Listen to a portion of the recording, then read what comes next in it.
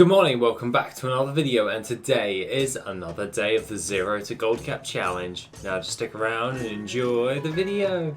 Okay, so today we are going to be going over the gold for the day because it has been about 4-ish days, give or take a day, and pretty much we are going to be doing our gold for the day first because obviously we've got quite a lot of gold to go through, so let's do that one first. The things of note is we have 102 males, which have equaled to the first 100 is 380,227 gold. The things that are of note are we have sold the War Scrolls of Fortitude, 98 of those for 11,193 gold, along with Vial of the Sands. Ouch, we actually didn't make an awful lot, we actually made less. Oh, that's horrible to see. 37,000 gold for those two. Ugh. Arcanate bars, 30 of those for 11,456 gold. The War Scrolls of Fortitude, 13 of those for 1,444 gold. 2 Vial of the Sands, 38,000 gold. Seriously, it's not worth doing any more, the Vial of the Sands. So I'm just selling through my actual supply from the Guild Vault at the moment. Obviously it's right over there. And basically we're just going to get our initial gold that we got back and any profit we got from the materials, and we will probably not be doing these anymore because at these prices they're just absolutely rubbish to actually make gold with at the moment on my server specifically. If it's on your server and it's really good, then obviously do it, but if it's not, then don't worry about it. Like I said the other day, if Vial of Sands is less than like 50,000 gold, then you probably shouldn't do it. So that being the case, we are just going to sell through our remaining supply of Vial of the Sands. So the other things of note is we sold 1,627 volatile fire for 28,080 gold. That's a damn nice amount of gold for volatile fire, so I'm pretty damn happy with that. We also sold War Scrolls of Battle Shout, 14 of those for 1,410 gold. War Scrolls of Battle Shout again, 26 of those for 2,618 gold. We also sold 2 more Vial of the Sands for 38,007 gold, along with some Fortitude, 12 for 1,333 gold. The other things of note is we sold some Highborn Compendiums of Sundering, 1,778 gold for that.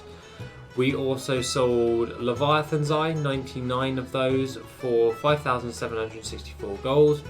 War Scrolls of Battle Shout, 77 for 7,756 gold, along with Fortitude, 54, and that's 6,001 gold. Leviathan's Eye of Intellect, 99 of those for 5,764 gold, along with Pyrite Ore, 68 of those for 3,771 gold. Damn, there is so many of these. Okay, so the next ones is the Glyph of Floating Shards, 5 of those for 4,290 gold. The next thing of note is the Glyph of Ultima Bloom, 5 of those for 2,470 gold. Azurine, that's 16 of those for 3,414 gold. War Scrolls of Fortitude, 1,555 gold. Spectral Raptor, 4 of those for 2,806 gold. And Glyph of Crimson Shell, 3 of those for 1,979 gold. And also, we still have a lot more, of course, and that is Kebab, 100 of those for 6,414 gold. Volatile Water, 80 of those for 1,231 gold. Glyph of the Sentinel, 5 of those. Obviously, Glyph of Sentinel sells really well at a high profit margin on most servers. Obviously, not every server, because that would be a very bold statement to make. 4,538 gold for that. And also Vantis Runes, 7 of them for Nyalotha for 3,325 gold. War Scrolls of Battle Shout, 29 of those for 2,921 gold. And an Uncanny Combatant's Innovative Staff for 9,028 gold. The last things of note, Enchant Ring, Accord of Versatility, 3 of those for 1,127 gold. the Vantis Rune Nyaloth the Waking City, 5 of those for 2,375 gold, and a War Scroll Battle Shout, 16 of those for 1,611 gold. Now obviously we don't have an awful lot of gold in our bags. That's because I have been setting up our garrison, but we'll get into that in a second once we've pulled in our 380,000 gold to have a look at our total for the last 4 days of just posting to the auction house and setting up our garrison in the meantime. So we've definitely made a decent amount of gold. Very disappointed on the way Vial of the Sands are going thus far. It's not particularly too great. There's not much I can really say about that. That it is now becoming a bust because the prices are just dropping for Vial of the Sands. But at least we can at least get our gold back on what we've actually done. So that is at least something. And the last few things were just a couple of glyphs that weren't worth an awful lot. So let's pull in all of that gold. And we are currently sat at 546,952 gold. If we run over to our garrison storehouse, we can then just have a look at the guild bank. And we still have 6 in total Vial of the Sands left and 5 mechanized choppers. So mechanized choppers are doing alright, they're still pulling in profit. Vial of the Sands, however, like you could still do it, but you would get more gold by just crafting, selling the mats on the auction house than opposed to actually crafting the mount. So that's something you may want to bear in mind overall. Now, the next thing of note is I have been setting up our garrison, and that is because I thought I would incorporate the garrison as a daily within my gold making routine. Now, for obvious reasons, on all of my characters, not a lot of them actually play through WoD. Some of these are quite fresh characters, and therefore they don't have the initial followers. So at the moment my setup goes as follows because I don't have that many followers. If I did have all of my followers up to scratch, you are damn sure I would be using the barn as just, I know someone will mention you're not using the barn. Yeah, I want to at least get all of my followers first before I get rid of before I get rid of one of my things for the barn. So, like the Lunar Fall Inn, that will get replaced with the barn once the Lunar Fall Inn has given me all of my followers that I need to run this effectively. So, looking at this at the moment in time, because obviously this is about to go under testing, just as a flat off rate, and what I've actually done is I've gotten the barracks to level 3, so it gives me as many 5 extra follower limits, so I can have more followers. I've maxed out my Lunar Fall and my herb garden for the mine and the herbing, obvious, because that's free materials for literally like a minute for each. It really doesn't take that long.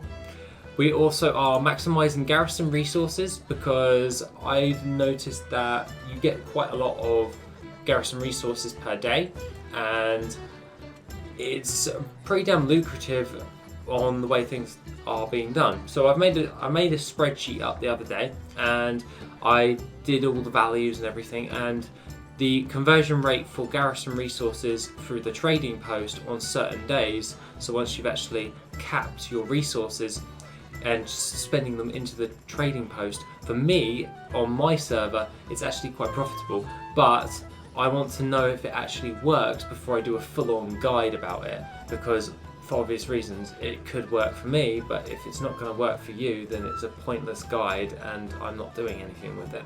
So for the next week or so I'm going to be testing this. Obviously it's not going to include the barn, so you can add that as you wish if you have all of your followers, but the Lunar Fall Inn is being there at the moment just because it needs to have I need to get hold of my followers for that, and obviously I will be assigning people to my mine and all that stuff for additional resources and all that jazz, so I will be updating and seeing how that goes. Now aside from that, we are going to be getting back into our farming and standard farming going forward.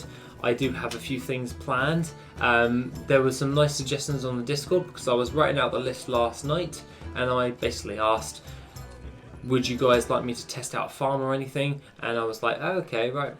And there is one of them that I am very intrigued with right now, so I'm probably going to go do that in a bit. But other than that, it's mainly just been setting up the Garrison on like 9 alts. So that's not too bad. I need to set up the last one on the 10th alts, which shouldn't be too bad overall. So that being the case, well, let's jump over to our transmog guy and see if he's got any additional gold that we can actually account for. Okay, so today let's just jump over to our mailbox, and I don't know why I'm walking backwards over to the mailbox. But the gold for the day for my transmog guy and uncanny seller is 5,905 gold. Obviously we looted a bit early because, for obvious reasons, I needed gold to repost. So currently it will be around about 20,000 gold in his bag, so nothing overly that amazing. It's actually a little bit less than 20,000 gold, damn it. It's 19,598 gold. There is actually something that's already sold for 1,073 gold, so that's not too bad. The current auctions and all that jazz is doing okay. So now let's actually get into a bit of farming and moving forward. I do have a really nice amount of lists, like I just stated, that probably dark runes I'm going to be doing a few farm to crafts over the next few days and such, so that's not too bad. So overall, not too bad, just planning out what I'm going to be doing going forward, and I'm going to update my executive assistant because I get a lot of questions about this even though I've made a guide on it. Executive assistant, I'm going to be updating this so I know what the hell I'm going to be actually doing. I'm also going to keep track of everything going forward on Worth It, and also just my standard stuff moving forward. So yeah, it's going to be good to organise myself a little bit more, so then I can keep on track with what's actually going about, because the only time I ever seem to be able to get stuff done is when I fully organise myself. So that being the case, guys, have a lovely rest of the day, and I shall see you in the next video, which will be tomorrow.